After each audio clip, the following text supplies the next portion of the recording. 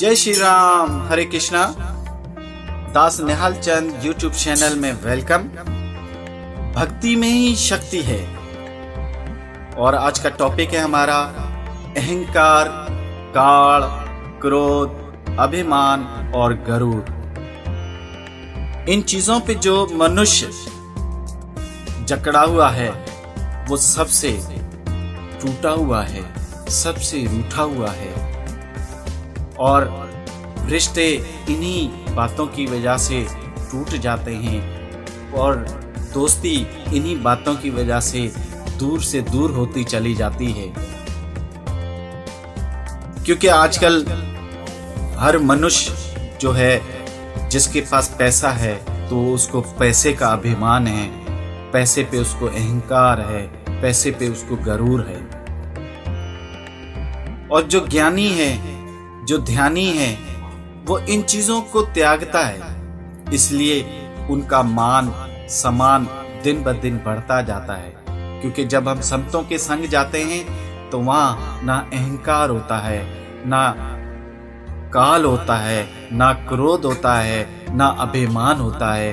वहां प्रेम की वाणी होती है, वो ईश्वर के नाम की वाणी होती है जो प्रेम पैदा करती है और इन चीजों से बहुत दूर करती है। जो मनुष्य इन चीजों को अपनाता है वो ईश्वर से दूर होता चला जाता है और उसके जीवन में कठिनाई, परेशानियां, दुख, दर्द, तकलीफें सारी जमा होती रहती हैं। क्योंकि वो इन चीजों के दोस्त हैं। परेशानी, टेंशन, ये इन चीजों के दोस्त हैं। जब आप इन चीजों को त्यागेंगे तो वो ऑटोमेटिकली दूर भाग जाएंगी। जैसे ईश्वर के सिमरण से हम लोग जो हैं इन चीजों से बिल्कुल पाक हो जाते हैं, बिल्कुल आजाद हो जाते हैं। जैसे मोह माया के जाल में फंसे हुए होते हैं, काल क्रोध में फंसे हुए होते हैं, अभिमानी होती है, अहंकार होता है। और ये सब चीजों का जो तोड़ है वो सिर्फ और सिर्फ हरि के नाम में है। और हरि के नाम से जो जुड़ा रहता है वो आनंद ही आनंद होता है। उसमें हमेशा निम्रता होती है, उसमें हमेशा प्रेम होता है और उनके मुखारविंद से हमेशा प्रेम वाणी निकलती रहती है। और मनुष्य जो है बिल्कुल सुकून और आनंद में आ जाता है।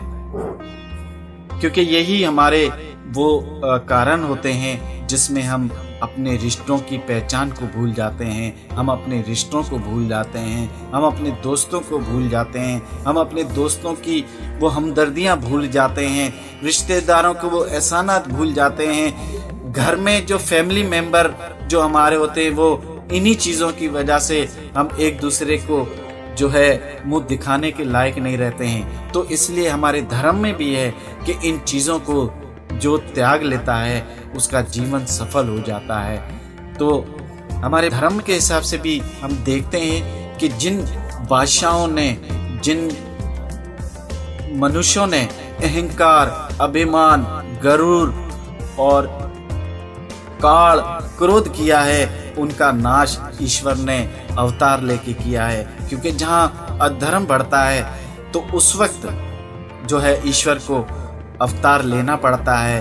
क्योंकि हमेशा अधर्मियों का नाश होना है और होता रहा है। जैसे हमने गीता जी में भी पढ़ा है, रामायण में भी पढ़ा है और पुस्तकों में भी पढ़ा है। तो कुछ का नाम मैं बताता हूँ। राजा रावण बहुत बड़ा भक्त, शिव भगत था, लेकिन उसके अहंकार ने, उसके अभिमान ने उसका नाश किया। इसी तरीके से राजा कंस बहुत बड़ा नाम था, उनको भी उनके अहंकार ने, अभिमान ने, गरूर ने उनका भी नाश किया। उसके बाद दुर्योधन, उनके भी अहंकार ने, अभिमान ने, गरूर ने और अधर्म ने उसका भी नाश किया।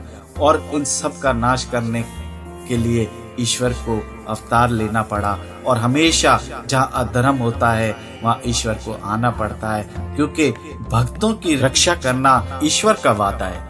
ईश्वर ने वादा किया है कि जब जब मेरे भक्तों पे संकट आएगा, परेशानी आएगी, दुख आएगा, दर्द आएगा, वहाँ पे ईश्वर उसके साथ होगा और उसके वो सारे दुख दर्द खत्म कर देगा।